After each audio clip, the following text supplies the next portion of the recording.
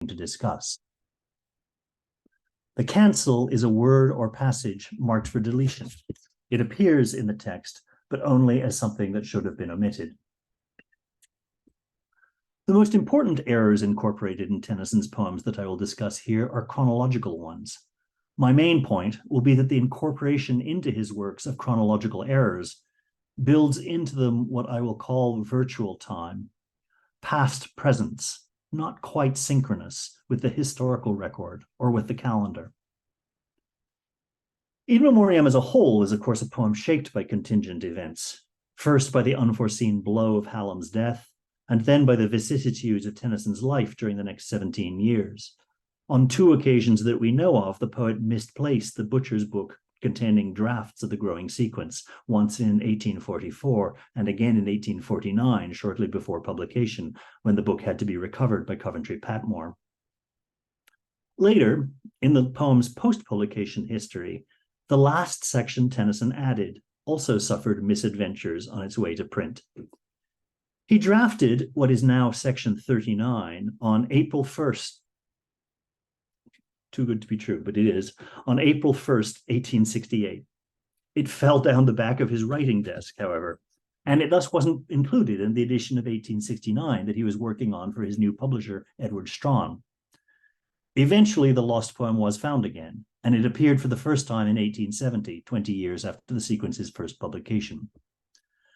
The section itself covers over or rectifies an error, adhering to a structuring principle that Tennyson built into In Memoriam as he compiled it during the 1840s.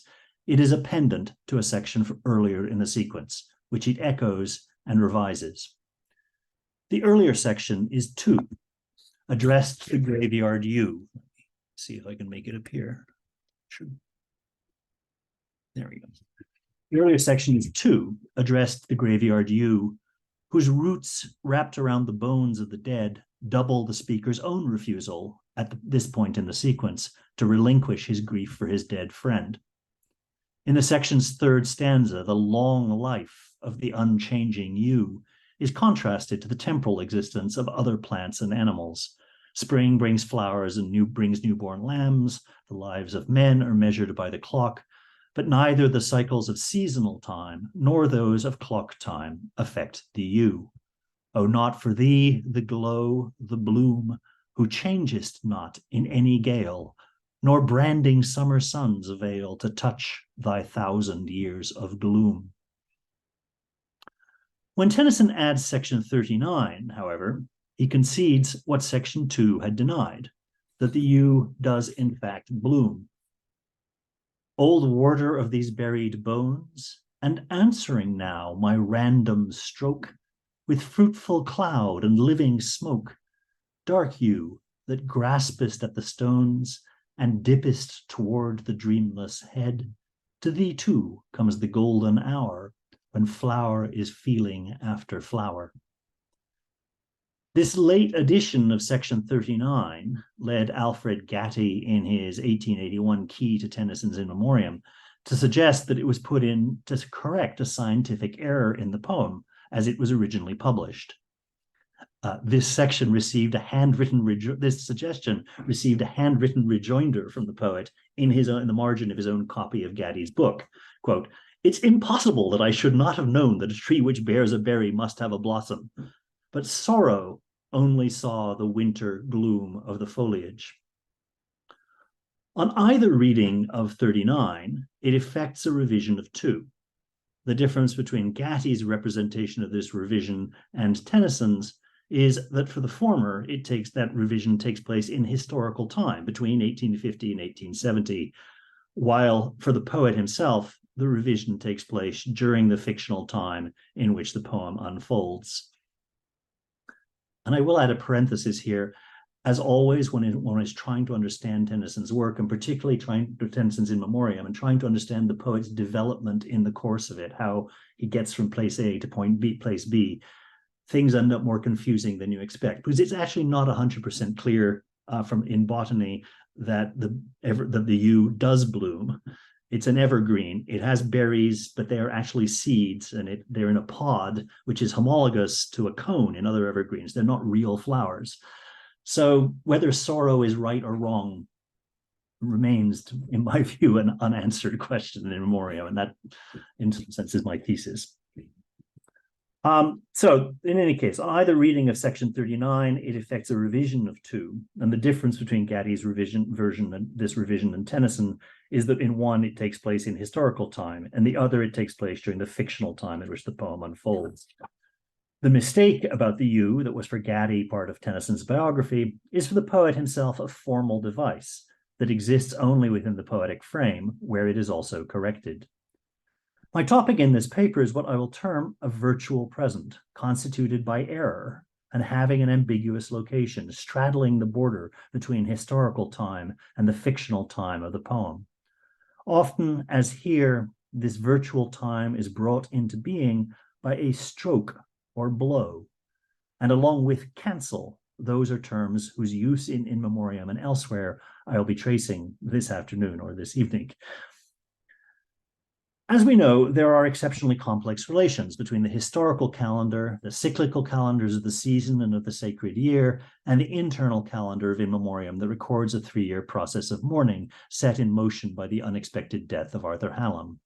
The now of section 39 belongs biographically to the spring of 1868, but once it found its belated way into print, its blossoming you was also incorporated into the fictional time of the poem to mark the first spring of the poet's mourning. In either context, however, the section's argument is one that undermines the very idea of an utterance's meaning as contained or determined by the time of its origin. For in its relation to section 2, the entire point of the section is to revise our reading, to show us that neither we nor the speaker of the section initially understood it, since what we had read in the mode of symbolism, the unchanging you is a symbol for the speaker, should actually have been read in the mode of irony.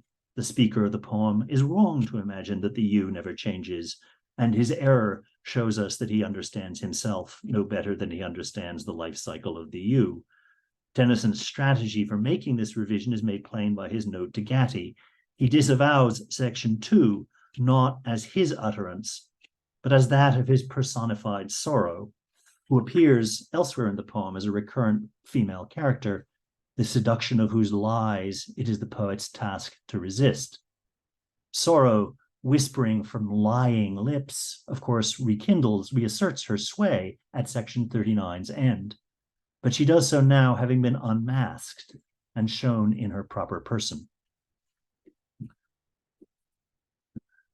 Both sections 2 and 39 are addressed to a yew tree, and almost inevitably in a poem addressed to a yew, they involve metapoetic reflection on the trope of address itself, one of in memoriam's most characteristic and important formal devices.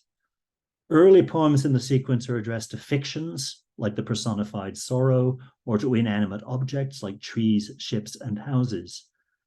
As the sequence progresses, though, more of the sections are addressed to real people, like Tennyson's brother-in-law, Edmund Lushington, the addressee of the epithalamium at the close.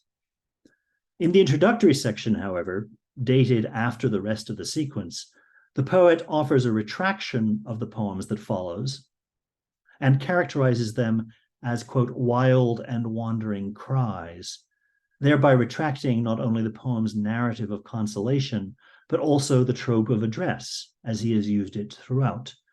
When he characterizes the poem in proleptic retrospect as made up of wandering cries, Tennyson undoes his apparent success in finding addressees and suggests that its use of the figure of address is throughout a mere illusion, its seeming addresses being doomed to wander forever without finding a destination. In section 2, the you is a double of the I who speaks, and at the close of the poem, this latter becomes incorporate into the tree he's addressing. At this point in the sequence, the speaker, suffering the self-alienation he describes in section 1, has for a body only the misrecognized doubles of himself, who are his objects of address throughout the early section. In section 39, the speaker addresses the you again. His address is a random stroke that brings from the answering tree a fruitful cloud of pollen. The lyric moment, the moment of the poem, figures address as a stroke that prompts a sexual release, a release that is like almost every other kind of sex in the poem, a wasteful scattering.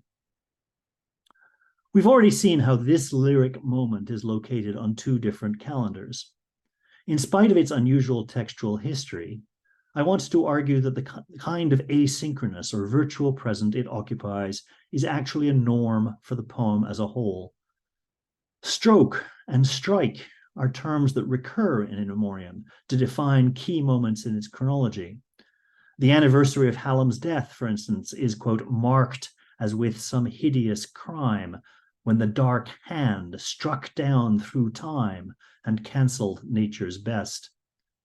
As we've seen, Hallam here figures as a cancel, a character or word in a proof that's marked for deletion. This representation of his death leaves a remainder. The cancellation of text in proof is a prospective act, one that takes effect only when the finished copy is printed without the cancel. Until then, the cancel survives under erasure, awaiting a second death. Remarkably, the same figure appears in section 95, in which the poet reads Hallam's letters and experiences a trance in which his spirit is whirled out of itself into an encounter with the dead. Midway through the section, though, he returns to himself and suffers doubt, as you'll remember. At length, my trance was cancelled, stricken through with doubt. Like Hallam himself, the poet's mystical encounter is struck out, but also survives as a cancel. Like the stroke of the poet that brings an answer from the you, too. The stroke that blots out Hallam's life as a form of utterance, if a negative one. And I think the temporality of every utterance of this text has the same kind of asynchronous existence as the one that here crosses not only through Hallam's life, but strikes down through time itself. Hallam's death, of course, took place outside England. As the early sections of the elegy make plain, it was thus only experienced by his friends in retrospect after word reached home. The effects of this initial asynchronicity between event and experience persist throughout. In the early sections, Hallam as remainder or as living corpse haunts the poem. In section 14, where the speaker imagines the arrival in port of the ship carrying Hallam's body, but also imagines the debarkation of Hallam himself, and imagines how he would feel if, quote, the man I held as half divine should strike a sudden hand in mine to offer consolation for his own death. Hand strikes hand here in a virtual time where Hallam's death is at once presupposed and denied. Passages like this early in the sequence, where Hallam in an eerie way fails to die, undoubtedly stage the refusal to let go, whose overcoming in the poet is In Memoriam's main topic. The poem's representations of the past and of the dead change as it unfolds. Its problematizing of presence and the present, however, remain constant. And it is here, and not in its overt progressivism, that we find its true relation to history. In its final passages, In Memoriam adopts the mode of prophecy, reversing the stellification of the dead friend at the conclusions of Adonais and Lycidas. It celebrates the wedding night of Tennyson's sister Cecilia and anticipates the arrival from the stars of a soul, perhaps some version of Hallam, who shall draw from out the vast and strike his being into bounds and move through life of lower phase, result in man. Hallam's rebirth, if that's what this is, recapitulates his death when a hand struck down through time to cancel him. And more grandly, it also recapitulates, in accordance with 19th century embryology, the entire phylogenetic history of the human species, making the poem's conclusion an event that does not close its sequential narrative, but rather contains and repeats it. It contains all of history. One last reference to a stroke will provide us with a conceptual framework for the poem's temporal conundrums. This reference is only implicit. It appears in 131, the last numbered section of the poem. The section is an invocation, addressing the living will The poet prays that it will, quote, rise in the spiritual rock, that we may lift from out of dust a voice as unto him that hears, a cry above the conquered years. In the form of an apostrophe, the poet seeks grace to make the apostrophe that it already is, and thus appears as its own precondition. Like the section of the poem with which we began, this one too belongs, besides its place at the close of the poem's internal chronology, on a calendar outside it. Its central image of the water rising in a rock, as readers of George Landau will remember, and I'm about to crib from him, its central image of the water rising in a rock refers to a chain of scriptural echoes that ultimately leads to an event in sacred history, and makes of the prayer that closes Tennyson's elegy a wish that the speaker's life should form part of that history. The image belongs to the Bible's typological structure, and George Landau describes it as having been in the 19th century an especially popular topic for typological exegesis and reinterpretation. It derives from Exodus 17, chapter 17, verse 6, where God directs Moses to find water for the Jews in the desert. Behold, I will stand before thee there upon the rock in Horeb, and thou shalt smite the rock, and there shall come water out of it, that the people may drink. Rise in the spiritual rock. The exceptionally rich typological tradition associated with this passage derives from the fact that it receives a typological reading in the New Testament itself, when St. Paul writes of the Jews in 1 Corinthians 10 that they did all drink of the same spiritual drink, for they drank of that spiritual rock that followed them, and the rock was Christ. And the conventional interpretation of this passage is given by Landau, quoting from an 1836 sermon by Henry Melville. I'll abbreviate. It's generally allowed that the rock in Horeb was typical of Christ, and that the circumstance of the rock yielding no water until smitten by the rod represented the important truth that the mediator must receive the blows of the law. The significance of the stricken rock as a type of the relation between salvation and the law is, I think, less significant to Tennyson's poem than its status as an example of the type as such. And the appearance of a type at this moment in the poem establishes that the close to which it looks forward will belong to an historical pattern whose events it repeats, even as it reveals and fulfills their prophetic meaning. Embedding the poem's story in scriptural history, the type argues that formal patterns of revision, cancellation, and repetition we have seen to organize in memoriam extend beyond the formal limits of the poem itself and into sacred history. Besides its adoption by St. Paul, and I believe I'm now reminding or paraphrasing some work that Val was, this in the next paragraph, Val was kind enough to publish a few years ago in a volume on Tennyson and Darwin, and this essay is in some ways a pendant to that one. Besides its adoption by St. Paul, there is another reason why the figure of the stricken rock may be taken as something like a type of types. The word type itself derives from the Greek tupos, which means a blow. And the Greek English lexicon gives under tupos a blow, the beat of horses' hoofs, the effect of a blow or of pressure, the impression of a seal, an engraved mark or an engraving. And that leads to the sense of the word type as in the one that we're most familiar with, as in movable type. And then I've discussed that elsewhere, and I'm not going to go back to it. But as well as referring to the blow as the blow, the Greek also refers to a blow as effect, for instance, an impression. And I have discussed in Val's essay, I've discussed the relation between a stamp and an object as printing and as a structuring figure in Christian, especially Protestant, understanding of history's providential design. In this paper, my aim is to explore the virtual time, asynchronous with any calendar, that in Tennyson permeates history while remaining outside of it. The time of an unfulfilled type, the virtual time, the experiences in Memoriam 95 as the deep pulsations of a music taking its measure from the steps of time, the shocks of chance, the blows of death.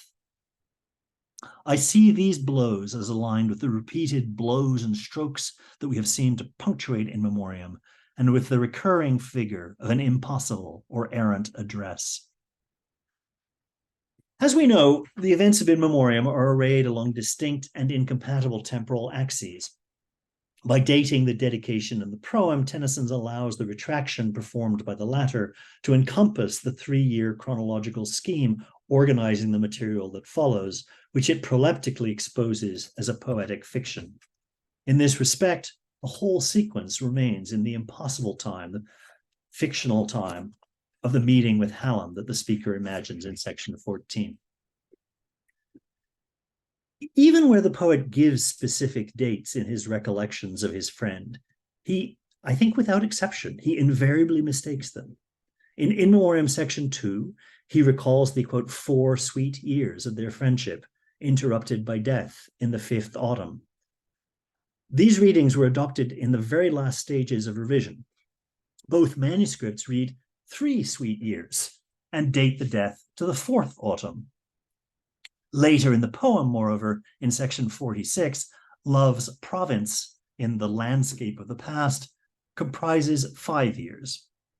And the result is that we don't know whether Tennyson and Hallam met in 1828 or 1829.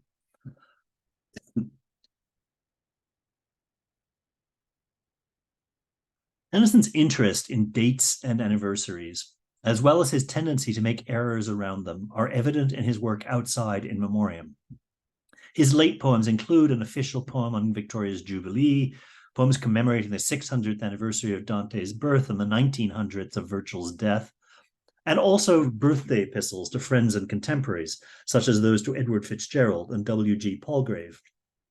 The addressees, this isn't really funny, but the addressees of both of these died before receiving them, so more wandering cries.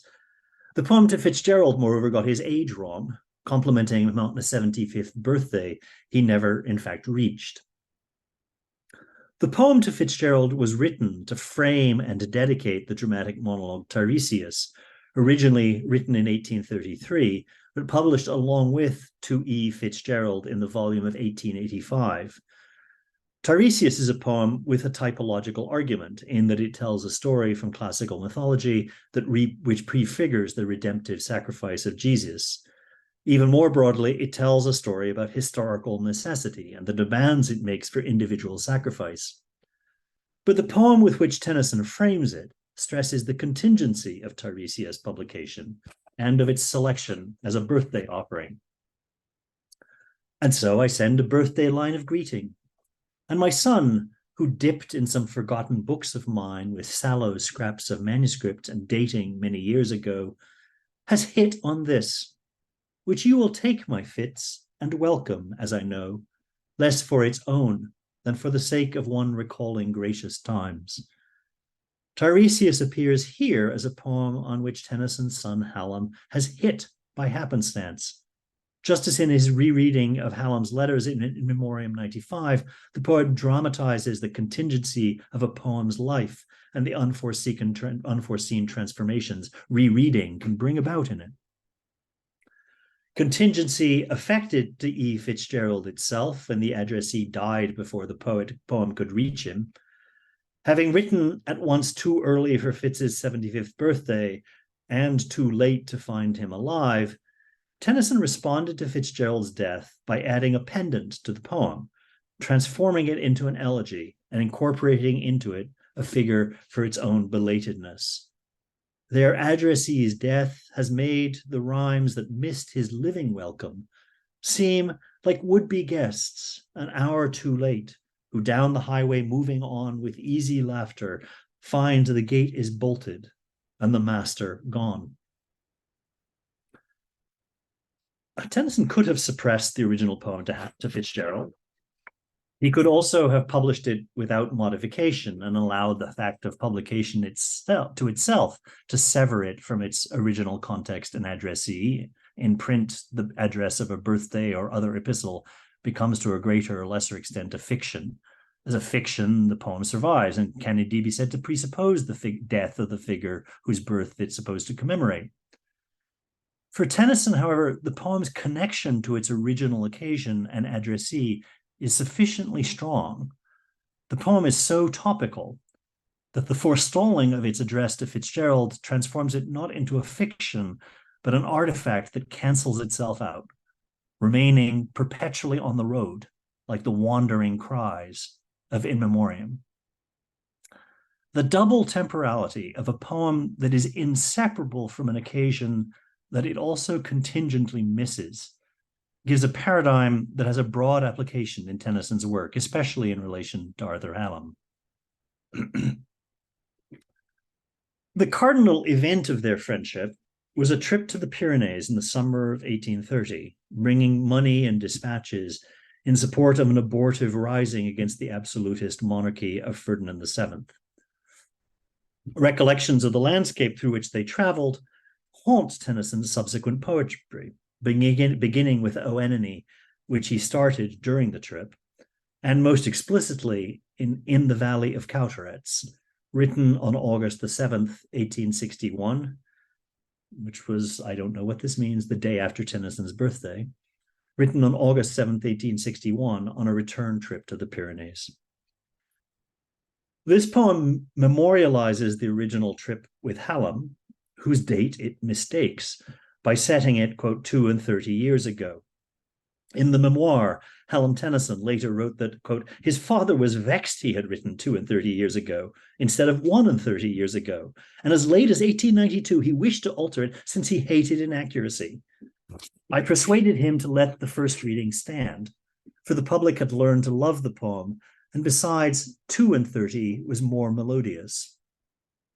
I confess my ear I can't quite see that. This error about the number of years since Tennyson's visit to Cauteretz with Hallam is not the only distortion of time in the poem. According to the memoir, Tennyson was spurred to write it by an acoustic illusion, which he experienced as a natural metaphor for time's passing. He wrote it, quote from the memoir, he wrote it, after hearing the voice of the torrent seemingly sounded deeper as the night grew. The line he wrote describing this illusion makes the seeming metaphor explicit, identifying the sound of the torrent with the oncoming night by characterizing both as deepening. The line also, by addressing the stream and by characterizing both as deepening, it's the second line of this draft, the line also, by addressing the stream and thus personifying it, establishes apostrophe as the rhetorical mode of the entire poem, deepening thy voice with the deepening of the night. This line appears in the poem's earliest surviving draft, which I transcribed here. And it survives unchanged in the version Tennyson eventually published. In every version, it establishes the poem's lyric present as one in which the voice of the speaker addresses the stream and makes it his double by endowing it with a voice of its own. And Tennyson, I don't know if you remember the description of the poet in the frame to Mort Arthur, sounding, deepening, I can't quote it, deepening something, his hollow ohs and ahs. So Tennyson's voice appears to have been deep. It sounds so in the existing recordings, and deep is a word he used for his own voice in some of his poems. So this apostrophe addresses the stream and makes the stream his double by endowing it with a voice of his own. The time of the address is the fall of night. The adjective deep, which properly belongs to the valley in which the stream runs, is transferred by metaphor both to the voice of the stream and to the gathering dark of night. In the draft poem, which is on the screen, this moment, characterized by the double deepening of the stream's voice and of the night, is also the moment of the chiasmus of living voice and dead voice that forms the poem's climax. In this version, the moment when the past of 1830 merges with the present of 1861 itself occurs in the present. The voice of the dead, last line, is a living voice to me. In the version Tennyson published, however, which is also that of the other two manuscripts, the encounter with the past is itself relegated to the past, as Tennyson transforms the chiasmatic crossing of past and present in the poem's final three lines into a memory from earlier in the day. And this is the final version of In the Valley of Cowterets. The last 4 lines run, "For all along the valley, down thy rocky bed, thy living voice to me was as the voice of the dead. And all along the valley, by rock and cave and tree, the voice of the dead was a living voice to me." Tennyson's revisions to In the Valley of Cowterets, on the one hand, strengthen the poem's assertion of time's insubstantiality, putting at its center a new couplet. "All along the valley, while I walked today, the 32 years were a mist that rolls away." On the other hand, just as every version of the poem misdates the poet's initial visit to Cowterets with Hallam, pushing it back into the past, so the revisions also push back its epiphanic encounter with Hallam's voice, introducing into it a difference between the time of the encounter and the deepening night of the lyric present. We don't know what made Tennyson's visit in 1830 to the Pyrenees with Hallam so important to him.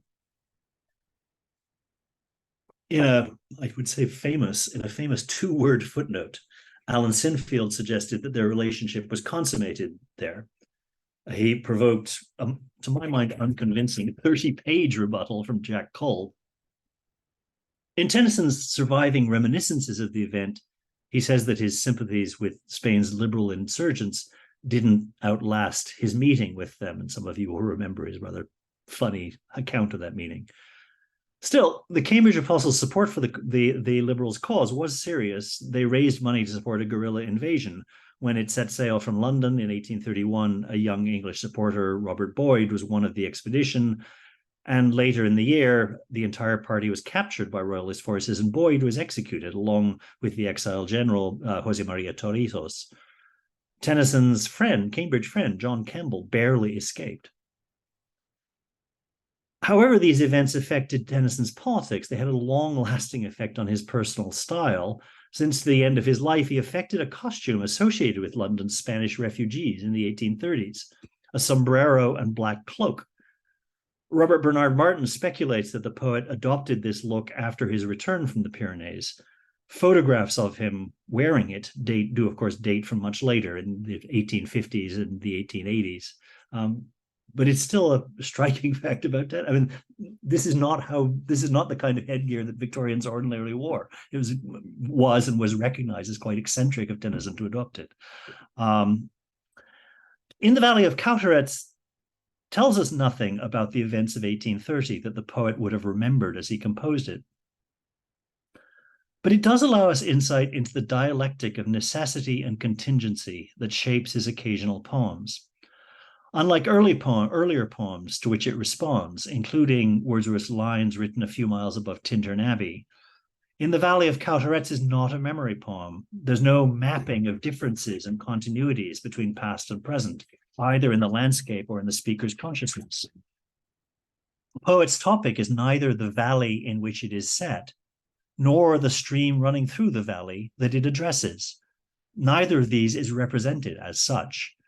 The valley appears only as the literally deep thing, whose depth provides the poem's metaphor for the coming of night and the sound of the stream.